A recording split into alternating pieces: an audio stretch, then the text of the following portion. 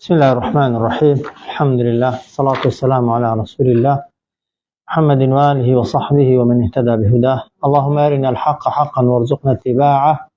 وأرنا الباطل باطلا وارزقنا اجتنابه. لآياتكانی پێشووتردا ئەو چەند ئاەتانەی کۆتایی زۆر جێگای سەرنج و مەبەستن کە جارەکەی کە بانگی بەسەردادا نەمانتوانی تەوان ڕوونکردنەوەی زیاتری لەسەر بدەین. بەس یەک ئەوە کە گوتمان قورئان دوو بەشە، زۆر زەڕوورە ئاگامان لێی بێت و فەرموودەی پێغەمبەری شەروایە صلی الله عليه وسلم. هەندێکمان هەن محکەمن ولا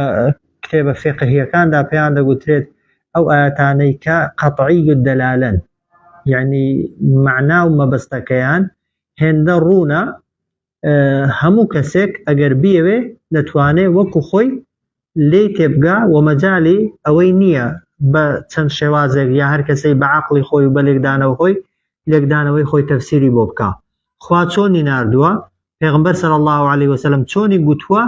دەبێت ئاوا وەری بگری و ئاواش جێبەجێکەی. وازحە ئێمە زۆرتر مکەلەفین لە ژیانماندا ئەو ئاەتانە جێبەجێکەین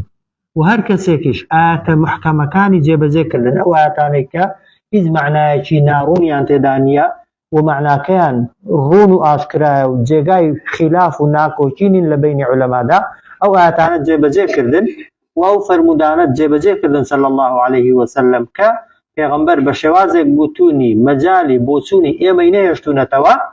کە وەکو گوتمان هەموو ئەرکانەکانی ئیمان و ئەرکانەکانی ئیسلام و بابەتە سەرەکیەکانی دین لە کام بەشەنە؟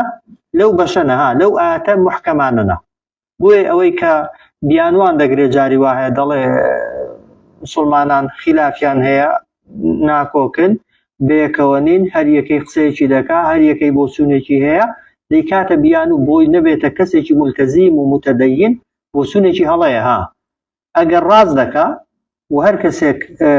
وەک دەڵێ بە دوای حەقیقەتەوەیە، وەرە ئەو ئاەتانە جێبەجێکە کە محکەمن و ئەو فەرمودانە جێبەجێکە کە یەک معنا هەڵدەگرن، لەو ئاەتانە کە متەشابهن و زیاتر لە معنایەک هەڵدەگرن و جێگای خلافن، بەڵێ دەبێ ئیمانمان پێی بێ، بەڵێ دەبێ باوەڕمان پێی بێ، بەڵام دەکرێت لە تەنفیزکردن و جێبەجێکردندا لێکدانەوەی جۆرا و جۆری بۆ بکەیت بەو فەهمەی کە خۆت هەتا یان کەسێک لێکدانەوەت بۆ دەکا کە باوەڕت پێیتی جێبەجێیکە، بای هەموو کەسیش وەکو یەک نەبێ. بۆیە ئیسلام تاکە دینێکە کە لە مەبادی و شتی سەرەکیدا هیچ خلافێکی تێدا نییە. هەرچی خۆی بە مسلمان بزانێ سەبارەت بە خوایەک بۆچوونی هەیە، وایە سەبارەت بە پێغەمبەر صلی الله عليه وسلم و پێغەمبەران یەک بۆچوونمان هەیە، سەبارەت بە قورئان، بە مەلائیکەتان، بە ڕۆژی قیامەت، بە قەزا و قەدەر و لە ڕوکنەکانی ئیسلامیشدا هیچ مەذهبێکی فقهیمان نییە لە ڕوکنەکانی ئیسلام شەشن، تەنانەت لە ژماردنیشیاندا. وایە تۆ شاهیدی بێنە، نوێژە بکە، ڕۆژووی بگرە، زەکاتی بدە، حەجی بکە، باقیەکەی دیکە نەشیکەی دەگونجێ خوای گەورە محاسبەت نەکایان محاسبەکەت ئاسان بێ، یان بە هەر مەذهبێک و بە هەر بۆچوونێک بیکەی خلاف و وەک دەڵێ مخالفەیەک و شتێکی نابەجێی تێدا نییە. گوتمان هەمیشە ئینسانە ئیماندارەکان، ئیماندارە خواناسەکان باوەڕ بە هەمووی دێنن، بەڵام هەوڵ دەدەن ئاەتە محکەمەکان جێبەجێکەن، بەڵام ئەوانەی کە دڵیان نەخۆشە و حەزیان لێ مسلمانان ناتەبا و ناکۆک بن، هەمیشە لە جیاتی ئەوەی شتی ئەسڵی دین باسکەن دێن شتی لاوەکی باز دەکەن. دیوتانە خەڵکێک هەیە کە نوێژنەکەرێک لە مەیدانەیە ئەسڵەن بەلایدا ناڕوا باسیکا، بەڵام جاری وایە لەسەر مسلمانێک کە چۆن دەستی دەگرێت، چۆن پەنجەی دەجوڵێنێت، چۆن دەچێتە ڕوکوعی، چۆن هەڵدەستێتەوە،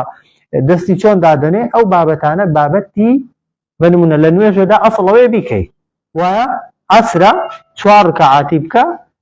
ڕوکنە ئەسڵەکان بکە، شێوازی سنەتەکان و هەستان و دانیشتنەکەت بە هەر مەذهبێکیە و بە هەر بۆچوونێکیە هیچ گرفتێکی نییە. بۆیە ئاگامان لێی بێت ئاەت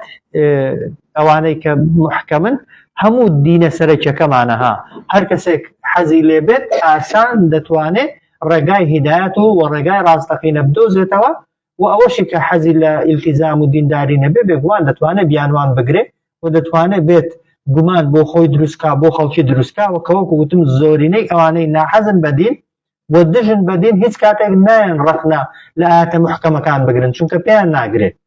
و ناتوانن دين آيات متشابه دينن أو آياتانك كسر معناه كالدقرن جادين بحزي خوشيان ها بويستي خوشيان ببهيز بنمايت دين تأويلي دكن تفسيري دكن جاري واشي مسلمان قناعتيان بيدكا بخصي أوي دكويتا قمان بلان أصلي آيات محكمة كان تشبيه دخاتو وازيان لدينه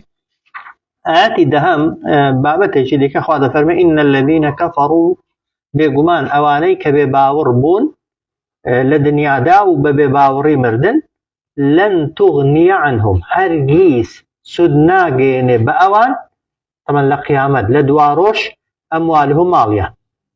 أويك ولا أولادهم وهروها من دالكانشيان من الله لا يخوى شيئا هجر سدك وأجر كسيك بخوي بباور به هم سروة ساماني الدنياي هبه كنيتي طبعا لقيامته وبديان كرو نوي لەگەڵ دابن ئەگەر مسلمانیش بنها کڕوونەوەکانی وەکو خۆشی خراپ و کافر نەبن بەڵام بۆ خۆی ئیماندار نەبووە لە قیامەتێ لای خوا ناتوانن هیچی بۆ بکەن وەئولائیکە ئەوانەی کە بێباوەڕ بوون لە دنیادا هم بەتەنها ئەوان وەقود النار وەقود یعنی دەبنە سوتەمەنی ئاگر و لەناو ئاگردا دەسووتێن و هەروەها ئاگریشیان پێگەرم دەکرێت دەبنە سوتەمەنی بۆ کەسانێکی دیکەش إن الذين كفروا بقمان أوانيك بباور بون لن تغني عنهم هرگيس سدناگين بأوان أموالهم ماليان ولا أولادهم وهروها من دالكانشيان من الله لا يخوى شيئا هجر سدك وأولئك وآوانا هم بتنها ببيقماني وقود النار دبنا سوتمني آقر أو جا أخوة فرمي كدأب آل فرعون كدأب شويان نمونيان وكو نموني شوايا دارو دستي فرعون وايا نموني بتپرستكاني مكة نموني أوانيك كافر بون لسردمي پیغمبر دا صلى الله عليه وسلم دابيان نريتيان عادتيان وكو عادتي دارو دستي فرعون وايا دأب يعني عادت يعني ياسا ريسايان عادتيان نريتيان وكو نريتي دارو دستي فرعون والذين أو كسانوا كمن قبلهم لفيش أوان دا هاتبونو لبرانبر دين خوا ولبرانبر پیغمبران دا بباور بود كدأب آل فرعون ياساي أوان ريساي أوان عادتي أوان وكو عادتي فرعون دارو دستي فرعون والذين أو كسانوا كمن قبلهم لفيش أوان دا هاتبونو بباور ببون برانبر بخوا و پیغمبران قال فرمي كذبوا همو يعني بيكوا يعني هم فرعون هم دارو دستي فرعون هم كافركاني مكة وأوانشي كالبيش كافركاني مكة داهبون همو يعني بيكوا كذبوا بآياتنا بباور بون ببلغو نشاركاني إيما بوي فأخذهم الله سزايدان خوا بذنوبهم بهوي تاوانكان يعني والله شديد العقاب خواي قورا شديدة زور تندة لا عقاب لسزادان دا سزاي خواي قورا طولي خواي قورا زور تندة بو كسك بباور بجا بباوريا بباورك فرعون بو بي يا دارو زسي فرعون بو بي فيش خلقي مكي بي يا دواي بي كدأب آل فرعون حالي بتپرستكاني مكة بارودوخي بتپرستكاني مكة عادتي بتپرستكاني مكة وكو عادتي آل فرعون دارو دستي فرعون والذين أو كسانوايا كم من قبلهم كالبيش أوان دا هبون كذبوا بآياتنا همويان بدرويان زاني بلغو نشانكاني إما أو جر فأخذهم الله سزايدان خوا بذنوبهم بهوي تاوانكانيان والله شديد العقاب خواي قورا زور تندا لسزادان ده آتي دواتر قل للذين كفروا بله أي محمد صلى الله عليه وسلم بوانيك بباورن أوانيك بباورن شين ستغلبون طبعا ما بس يجوا لك كاني بنو قريظة وبنو نظيرا پیغمبر صلى الله عليه وسلم كالزنجي بدر سركوت تويا مدينة بانجي نوانر يجوا لك كاني بنو نظير وبنو قريظة كردنو نصحتي كردن پێی گوتن ئێمە لەگەڵ خەڵکی مەکەی بەژمارەیەکی کەم ڕوبەڕووی ژمارەیەکی زۆر بووینەوە خی پەروەردگار پشتیوانی لە ئێمە کرد و ئێمەی سەرخستین. یعنی ئەگەر پێشتریش گومانتان لە پێغمبەرایەتی من یا لە ئاینی پیرۆزی ئیسلام هەیە، ئێستا بۆتان ڕوون بۆتەوە کە ئیسلام دینی کۆتایە و من کۆتا پێغمبەرم، ئەو پێغمبەرەمە کە لە تەورات و ئینجیلدا باسم کردووە، بۆیە چاگووە ئیمان بێنن بۆ ئەوەی وەکو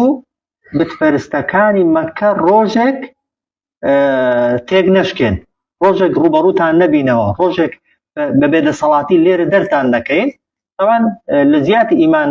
بە پێغمبەر بێن و قسە دڵسۆزانەیەکەی لێ وەرگرن ڕوبەڕووی بوونەوە، گوتیانە تۆ لەگەڵ قەومێک ڕوبەڕوو بوویەوە کە نە شەڕ دەزانن و نە وەک دەڵێ تەجروبەی شەڕیان هەیە. ئێمە لەوان بەهێزترین و بەقووەترین هەر کاتێک بتەوێت لەگەڵ ئێمە ڕوبەڕوو ببیەوە، ئێمە بەسەردا سەر دەکەوین و بەسەردا زاڵ دەبین و تۆ لەگەڵ ئێمە هیچت پێ ناکرێت. زۆر بێم نەدبوون، بەڵام خی گەورە ئەو ئاەتەی نادەخوارێ فەرمووی پێیان بڵێ فعلەنیش ئەوەی کە پێغمبەر صلی الله علیه وسلم پێی گوتن 100% بەسەریاندا جێبەجێ بوو. زۆر زەلیلتر لە قوڕەیشیەکان پێغمبەر زاڵ بوو بەسەریاندا و هەموویانی لە مەدینەی دەرکرد، دوای ئەوەی کە چەندان جار خیانەتیان لە پێغمبەر کرد صلی الله علیه وسلم. وە دەفەرمێ قل بڵێ ئەی محەممەد صلی الله علیه وسلم للذین کەفەڕوا، بەو کەسانەی کە بێ باوەڕن ستغلبونە، لەمە دووە ئێوە تێک دەشکێندرێن و ئێمە زاڵ دەبین بەسەرتاندا. ئەوە یەک. وتحشڕونە، ئەو جار کۆش دەکرێنەوە کە مردن ئیلا جەهەنەمە، لە ناو دۆزەخدا ئاگادار بن. وبئس المهاد، و خراپترین شوێنی مانەوە و شوێنی حەوانەوەش بۆ ئێوە جەهەنەمە کە خوای گەورە دوای مردن دەتان باتەوێ. ئەوە نسحەتێک بوو، دڵسۆزیەک بوو پێغمبەر بۆی نواندن صلی الله علیه وسلم، بەڵام وەریان نەگرت. قل للذین، بڵێ ئەی محەممەد صلی الله علیه وسلم بەوانەی کە بێ باوەڕن ستغلبون، لەمە دووە ئێوە تێک دەشکێنرێن و مسلمانان زاڵ دەبن بەسەرتاندا لە دنیادا، ئەوە لە دنیای. ئەو جار وتحشڕونە کە مردیشن کۆ دەکرێنەوە ئیلا جەهەنەمە، لە ناو دۆزەخدا. وبئس المهاد، و خراپترین شوێنی مانەوە و شوێنی حەوانەوەشتان دۆزەخ دەبێ، ئاگادار بن. ئەو جار فەرمووی قەد کانە لەکم، بێگومان هەیە بۆ ئێوە، هەیە بۆ ئێوە ئایا ینی نیشانە بەڵگە لەسەر پێغمبەرایەتی من و لەسەر ڕاستیەتی ئاینەکەی من لە چیدا؟ فی فئەتەین التەقەتا، لەو دوو کۆمەڵەیەی کە بەیەکتر گەیشتن. ئەو دوو کۆمەڵەی بەیەکتر گەیشتن کە فئەتون تقاتل فی سەبیل الله، فئەیەک دەستەیەک تقاتل شەڕیان دەکرد دەجەنگان فی سەبیل الله لە پێناوی خوا، وابوو مسلمانەکان کە ژمارەیەکی کەم بوون، و ئوخرا دەستەکەی دیکە کۆمەڵەکەی دیکە کافرەتون بێ باوەڕ بوون. جاخوا دەفەرمێت یەڕەونەهم مثلەیهم ڕەئی العەین، یەڕەونەهم مسلمانان هەردوو تەفسیری هەنە، هێندێک دەفەرمون یەڕەونەهم مثلەیهم مسلمانان کافرەکانیان دەبینی بە دوو ئەوەندەی خۆیان. ئەوە تەفسیرێکیان، تەفسیرێکی دیکەیان بەعکسەوە دەڵێن کافرەکان مسلمانانیان بە دوو ئەوەندەی خۆیان بینیوە. طبعا ئەگەر مسلمانان کافریان بە دوو ئەوەندەی خۆ پیشاندرابن، بۆچی خوا بە دوو ئەوەندەی پیشانی داون؟ بۆ ئەوەی ئەگەر کەسێک نەک بۆی دەبڵ نەگە ژمارەیان زۆرتر بێ زیاتر دەترسن، بۆی ئەوەی ترسنۆک بێ، ئەوەی دووڕوو بێ، ئەوەی منافق بێ، بکشێتەوە و نەچێتە بەرەی شەڕەکەی مسلمانی دڵە خۆش و ترسنۆکیان لەگەڵدانە بێ. ئەوە ئەگەر ئەو تەفسیرە بڵێن مسلمانان کافرەکانیان بە دوو ئەوەندە هاتۆتە پێشچاوی، ئەوە سەرەتای شەڕەکەی بووە، سەرەتای حەربی بووە. بەڵام ئاەتی دیکەمان هەیە طبعاً بە نەس لە کاتی شەڕەکەیدا بەعکسەوە خوای گەورە مسلمانەکانی لە پێشچاوی کافرەکان کردوتە دوو ئەوەندە و سێ ئەوەندە کە مەلائکەت بە شکلی طبعاً سەحابەکان خۆیان پیشانی کافرەکان داوە، بەهۆیەوە معنەویاتیان ڕووخاوە، و هەروەها ژمارەی کافرەکانیش لە پێشچاوی مسلمانان بە کەمی هاتوتە پێشچاو بۆی معنەویاتیان بەقوت بێ. و ئەگەریش بەعکسەوە بڵێن کافرەکان ئیماندارانیان بە دوو ئەوەندەی خۆ بینی، بۆ ئەوەی هەر لە ئەوە لێولیان بترسێن، چونکە مسلمانان 315 یا 16 کەس بوون، بەڵام ئەگەر بووبنە دوو ئەوەندە یعنی نزیکی 700 کەسی، 700 کەس ئەوانیش 900 کەس بوون، ئەو کاتە ژمارەکەیان زۆر فەرقی نییە. فعلا هەردوو تەفسیرەکەی دەگونجێ. ڕاست بێ بەڵام هەریەکان مەبەستێکە ها ئەگەر مسلمانان ئەوانیان بەدوو ئەوەندەی خۆ بینی بێ بۆ ئەوە بووە ئەوەی دڵ نەخۆشە و دڵ لاوازە هەر لە سەرەتادا بترسێت چونکە خەڵکی ترسنەوەی لەگەڵت نەبێ باشترە خەڵکی دووڕوو لەگەڵت نەبێ باشترە خەڵکێک بە مەبدە لەگەڵت نەبێ هەر لە سەرەتاوە لێ دوورکەوێتەوە چاترە واگەریش کە خوای گەورە فعلا کافرەکانی بە مسلمانەکانی پیشانی کافرەکان داوە وێ هەردوو تەفسیرەکەی هەنە طبعا يرونهم مثليهم يعني کافرەکان دەکرێت بڵێن مسلمانان یان بەدوو ئەوەندەی خۆیان دەبینی بەڕەئی العین بە چاوی سەر و دەشکێ بڵێن کافرەکان مسلمانەکان کافرەکانیان دەبینی بەدوو ئەوەندەی خۆیان بە چاوی سەر والله خوای گەورە يؤيد يعني پشتگیری دەکا یارمەتی دەدا بنەسری بە سەرخستنی خۆی من يشاء هەر کەسێک کە خۆی بیەوێ جاخوا دەفەرمە إن في ذلك بێگومان لەو بەسەر هاتوو ڕووداوەدا لە جەنگی بەدردا لعبرەتەن چەندان پند و ئامۆژگاری هەن بەڵام بۆ چێ لأولي الألباب لأولي الأبصار بۆ ئەوانەی کە خاوەنی ئەبصار خاوەنی بینینن بەڵام کام بینینە کە بیرکردنەوەی لەگەڵا تێڕوانینیان هەیە چونکە بینین بەتەنە گرنگ نییە ئەو کەسەی ڕووداو دەبێنێ پاشان لێشی وردەبێتەوە بیریشی لێ دەکاتەوە پند و ئامۆژگاریشی لێ وەردەگرێت ئەوە قازانج لە بینینەکەی دەکە سەیریکەنەوە قەد کانە لەکوم بێگومان هەیە بۆ ئێوەی جوولەکە ئایەتون بەڵگە و نیشانە لەسەر ڕاستیەتی پێغەمبەرایەتی یا دین فی فئەتەین التەقەتا لەو دوو کۆمەڵەیەی کە بە یەکتر گەیشت فئەتون تقاتل فی سەبیل الله کۆمەڵەیەکیان دەجەنگان لە پێناوی خوا و ئوخرا کۆمەڵەکەی دیکە کافرەتون بێباوەڕ بوون یەرەونەهم مثلەیهم ڕەئی العەینی ئەوانیان دەبینی بەدوو ئەوەندەی خۆیان بە چاوی سەر وازحە والله خوای گەورە يؤيد پشتگیری دەکات بەهێز دەکات بنەسریه بە پشتیوانی و سەرخستنی خۆی من يشاء هەر کەسێک کە بیەوێ بە ژمارە کەمی و زۆری نییە إن في ذلك بێگومان لەو ڕوودا و بەسەر هاتەدا لعبرەتەن چەندان پند و ئامۆژگاری هەن لأولي الأبصار بۆ ئەو کەسانەی کە خاوەنی بینکردنەوە و تێڕوانین و تێگەیشتن مسلمانان 315 یا 16 کەس یا 17 کەس لەو ژمارەی زیاتر نەبووە بۆ شەڕش نەچووبوونە دەرێ تەوان بۆ ئەوەی چووبوونە دەرێ پێش بە کاروانێکی قوڕەیشیەکان بگرن و هیچیشیان تەجروبەی شەڕ و ڕوبەڕووبوونەوەیان نەبوو بتپەرستەکان بۆ شەڕ هاتبوون و بە هەموو ئامادە باشیەکیشەوە هاتبوون بەڵام خوای پەروەردگار وای کرد ئەو کۆمەڵە کەمە ئیماندارە سەرڕاستە سەرکەون بەسەر کۆمەڵەیەکی خۆ بە گەورەزانی متەکەبیری لوتبەرز کە پێشتر زۆر تەعزیب و ئازاری مسلمانانیاندا بوو ئاتی دواتر خوا دەفەرمێت زوینە للناسی ڕازێنراوەتەوە بۆ خەڵک بە شێوەی گشتی هەموو کەسێک ئەو ڕازاندنەوە لە دڵیدا هەیە بەڵام نیسپی حب و شەهەوات خۆشەویستی ئارەزوەکە هەموو کەسێک حەزی لێ ئارەزوەکانی خۆی جێبەجێکە وازحە بەڵام ئارەزووی هەر کەسەی زۆرتر لە شتێکدایە وایە من النسائی هەندێک کەس هەیە حەز و ئارەزووی لە ئافرەتە ئەوە لە پیاوان و لە ئافرەتانیشدا هەیە حەز و ئارەزوەکەی خۆی بەرامبەر بە پیاوانە ئەو جار وەلبەنین هەیە حەز و ئارەزووی لە کوڕ و منداڵە مەرزێ بە حرامیش بێ بە حەڵاڵی جاری وایە ئەو جار والقەناطیر المقەنطەرەتی و ماڵ و سامانی زۆری کەڵەکەبوو لەسەر یەکدانراو هەمیشە زۆرینەی خەڵک حەزی لێ پێی خۆشە سەروەت و سامانی هێندە هەبێ ئاوا بە کۆمەڵ لەسەر یەکی دانێ ئەوەی حەدیثەکەی لە فەرمێ چاوی ئادەمیزاد بە هیچ شتێک تێر نابێ ئەگەر دۆڵێک زێڕی هەبێ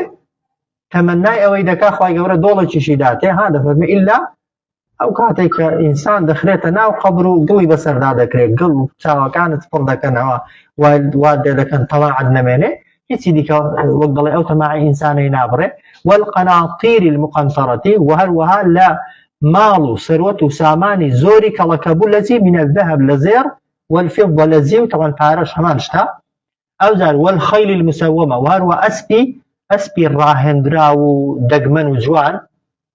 جاران و ئێستاشی لەگەڵ بێ هەیە ئێستا باز دەکەن دەڵێن 2 دەفتەر و 3 دەفتەر و 4 دەفتەر و شتی ئەو بەرپرسوستانە بەسپی دەدەن بەس بۆی جارێک وەک دەڵێ سوارە بن و پیاسەیەکی بێ بکەین هەر بۆی تەماشایکەن ها حەزە ڕەغبەتە کە بەدیلی ئەسپی ئێستا چیە زۆرتر سارەیە کابرا یەک کەسە بەیەکی نا بە دوان نا بە سێیان نا 20 سارەی ئاخر مۆدیلی لە پشت دەڕوا ئەگەر حەز و ئارەزوو نەبێ و سیارەی 20 دەفتەر و 30 دەفتەری پێدەدرێت لەگەڵ ئەو سارەی کە دەفتەرێکی پێدەدرێت خوارد وەکو یەک دەڕۆن وەکو یەک پێداویستیەکەت بۆ جێبەجێ دەکەن بەڵام حەزی ئینسانە شەیطان وا دەکا کە ئەو حەزە بەسەرتدا زاڵ بێ ئەو جار وەلئەنعام خۆشەویستی ئاژەڵ مەڕداری هەیە حەزی لە مەڕداری و وەک دەڵێ ئاژەڵداریە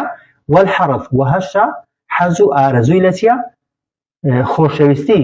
بەروبووم و کشت و کاڵ و زراعەتی لە دڵدا ڕازێنراوەتەوە ئەوانە تەمان خوای پەروەردیگار بە سنووری خۆی و لە سنووری ژەرەدا ڕێگەی پێداون واضح وانە بەڵام ئەگەر بە شەرعیش دەستت کەون بە حەڵاڵیشت دەستکەون دەبێ ئاگادار بین ذلك متاع الحیاة الدنیا ئەوانە تەنها مەتاع ڕابواردن و خۆشیێکی کاتی دنیان والله خوا عنده لكنية حسن المآب چاکترین سەرنجام چاکترین شوێن و جێگا کە بەهەشتە بۆ کەسێک کە خۆی بۆ بەهەشدا نابێت بۆ کەسێک کە هەوڵی بۆ بەهەشدا بێ ئەوانە بەڵگەنین لەسەر حرامەتیان بەڵام فیترەتی ئینسان وایە سروشتی ئینسان وایە بە دوای ئەوانە داوێڵا جا هەر کە ئیوا هەیە حەزی لە هەمووانە هەشە حەزی لە هێندێکیانە جا ئەوەی حەز لێتی بێگومان هەموو هەر دەست ناکەوێت زوجینە للناسی ڕازێنراوەتەوە بۆ خەڵکی حب الشهوات خۆشەویستی ئارەزوەکان خۆشەویستی ئارەزوەکان لە چیدا ئارەزوو تەنها ئارەزووی جنسی نییە تەمان کە خەڵکێک پێی وایە کە باسی ئارەزوو باسی حەز دەکەی باسی نەفس دەکەی تەنها ئەو بابەتەیانە نا ئەوە تەنها بەشێکیانە زوجینە للناسی ڕازێنراوەتەوە بۆ خەڵکی حب الشهوات خۆشەویستی ئارەزوەکان ئەجا ئەوانە منە النسائی هێندێکیان لە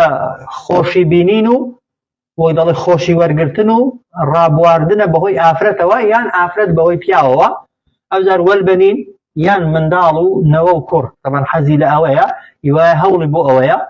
والقناطير المقنطرة ثروة ساماني مقنطرة لسر يقداندراو كالككراو من الذهب والفضة لزير لزيو والخيل المسومة أسبي مسوم طبعا أو أسفانا هاكا جستيان يك رنگا بەڵام لە نێوساوانیاندا سپیاتیەکە نازانم پێی دەڵێن هەر قەشە قاچیشیان هەر چوار لاقەکانیشیان شوێنێکی ئەو سپیاتیان پێوەیە ئەوە یەکێکن لە ئەسپە زۆر دەگمەن و جوانەکان بەڵام مەبەستی تەمان هەر وەسائلێکی سواریە کە ئێستا جێی سەرنجی خەڵکین کە بەدیل وەکو دەڵێم ئەسپیش هەیە ئێستا خەڵک وەک دەڵێ خەڵک حەزی بۆ دەچێت و پارەی زۆری پێدەدا و زۆر ئەسب لە چەندان سیارە بە نرختر و بە قیمەتترن بەڵام سیارە و تایارە و ئەو وەسائلانەی گواستنەوە هەمان شتن والئەنعام و هەروەها خۆشەویستی و ئارەزووی ئاژەڵداری و ئاژەڵ زۆری والحەرث و هەروەها ئارەزووی زراعەت و کشت و کاڵ ذلك بەڵام ئەوانە هەمویان مەتاع الحیاة الدنیا ئاگاتان لێ بێ بۆ ڕابواردن و خۆشی وەرگرتنن لەو ژیانەکەمەی دنیا ئینسان ئەگەر لێی بپرسن وایە هەموو کەسێک حەزی لێیە چاکترین ژن و جوانترین ژن بەعکسەوە ژن چاکترین پیاو منداڵی باش ماڵی زۆر زێڕی زۆر ئەسپی زۆر سارەی زۆر کشت و کاڵ زراعەت ئەگەر بەدەست خۆت بێ هەمووان خڕدەکەیەوە وایە هەر هەموو شت بۆچن بۆ تەمەنێکی کەمی دنیان جا ئەگەر دنیا هێندەی پێویست بێ دنیا هێندە خەم خواردنێ بوێ بەبێ گومانی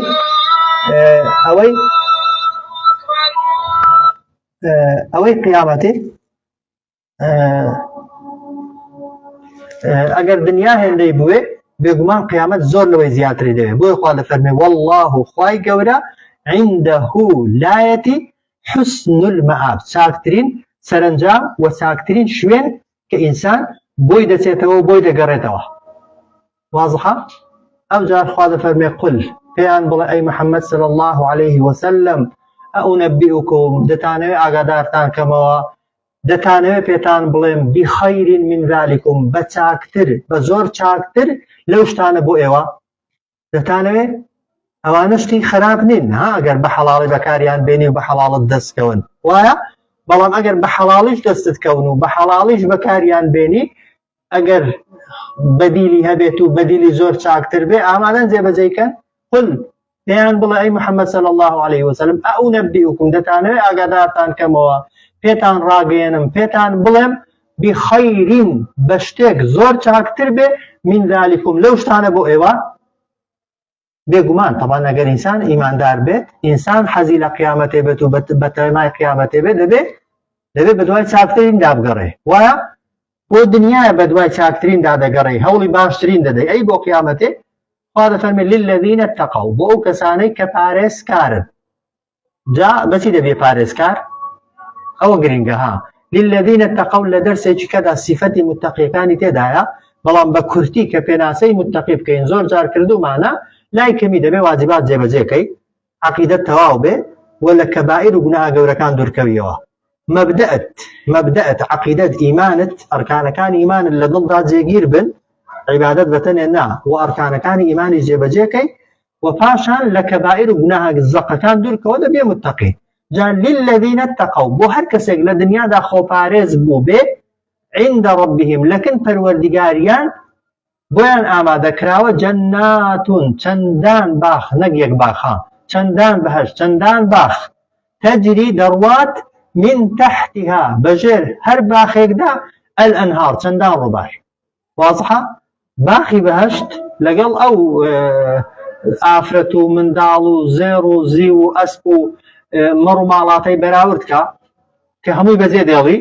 وایە ئەوەیان هەتایەکەیدا دەمێنیەوە گەر ئینسان یەک تۆس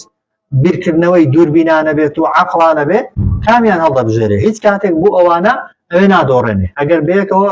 کۆتکردنەوە تەبیعیە ئەوانە بۆ خزمەتی قیامەتێ بەکارهێنان بەڵام لەبەر ئەوانە قیامەتت دۆڕان زۆر خەتەرە ئەوجار خالیدینە فیها دەمێننەوە لەناو ئەو باق و بەهەشتانەشدا بە هەمیشەیی ئەوجار لەوەش گەورەتر و ئەزواج چەندان هاوسەری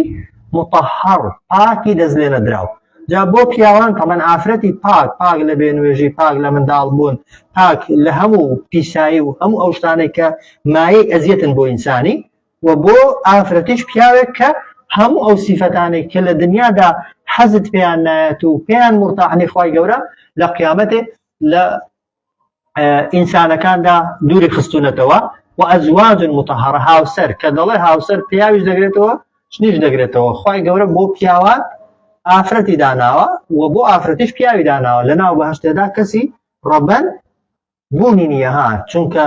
بێمێردی و بێژنی بۆ هەر دووشیان نەقسە خوای گەورە لەناو بەهەشتەدا نەقز ناهێڵێتەوە کە هەر چەندە کەسیش وەکو پێویستی بەوانە نییە ها چونکە هەر پیاو ئەگەر هیچ ژنێکیشی نەبێ طبعا خۆ وەکو دنیاە مەیل حەز و ئارزوەکانی زاڵین بەسەریدا و بە خوای گەورە هێندە نیعمەتی دیکەی لەناو بەهەشتێدا بەڵام وەکو خۆشی و لەزەتێک کە لە بەهەشتێدا دەبێت کامل بێ و هاوسەرانی پاک و خاوێن بە معنای خاوێن کەس دەستی پێ نەکەوتون یا دوورن لە هەموو ئەو شتانەی کە ئینسان قێزیان لێ دەکات لەوەش گرنگتر وەرضوان من الله ڕەزامەندیەک کە لەلایەن خوا بڕیاریان بۆ لەسەر دراوە کۆتا نیعمەت گەورەترین نیعمەت کە خوای گەورە لە بەهەشتێ بە ئیماندارانی دەدات و بە ئیماندارانی ڕادەگەیەنێ ئەوەیە پێیان دەڵێت خەڵکینا من لێتان ڕازی بووم و ئەو ڕازیبوونەی من تووڕێی بوونی منی بەدوادانایە ڕەزامەندی خوا ڕازیبوونی خوا بۆ ئینسان لەناو بەهەشتەدا یەکێکە لە نیعمەتە گەورەکان والله بەصیر بالعباد خوای گەورە بەصیر بینایە بە بەندەکانی بەکار و کردەوەی بەندەکانی دەزانێت کام بەندانە ئیش بۆ حەز و ئارەزوە دنیاییەکان دەکەن کێش لە بەندەکانی حەز و ئارەزوەکانی خۆیان هەڵدەگرن بۆکوێ بۆ قیامەتێ چونکە ئەگەر خوا هەر هەموو نیعمەتە دنیاییەکانت داتێ ئێستا حەزەکان تێر نابن و هەر کەسێکیش بە دوای تێرکردنی حەزەکانیەوە بێ قەت ناتوانێت تێریکا بە حەڵاڵی بێ یا بە حەرامی بێ لە دنیادا حەز تێربوون و ئارەزوو نەمان بوونی نییە ئەگەر کەسێک بەتەما بێت حەزەکان و ئەوەی دەیەوێت دەستی کەوێ پێگومان لە دنیا دەبێت خۆی کۆنتڕۆڵکە حەزە حەڵاڵەکانی جێبەجێکا و حەرامەکانی بگرێتەوە تا لە قیامەتی خوای گەورە ڕێگات پێ بدا بە کەیفی خۆت هەرچی دەتەوێت بیکەیت سەیری ئاەتەکەی کەنەوە قل ئەئونەبیئوکم پێیان بڵێ ئایا دەتانەوێت ئاگادارتان کەمەوە بخەیرین بە چاکتر من ذالکم لەو شتانە بۆ ئێوە للذین اتقوا بۆ ئەو کەسانەی پارێزکار بوون عند ربهم لەکن پەروەردگاریان ئامادەیە بۆیان جەناتون چەندان باخ کە تەجری فیها دەمێننەوە لە ناویدا بە هەمیشەیی وأزواج مطهرة وهاوسراني باكو دزلين دراو آما دكراوا ورضوان من الله ورزامن ديو رازبوني خواي پروردگار كالحديث كيدا دفرمي أحل لكم رضواني صلى الله على سيدنا محمد وعلى آله وصحبه أجمعين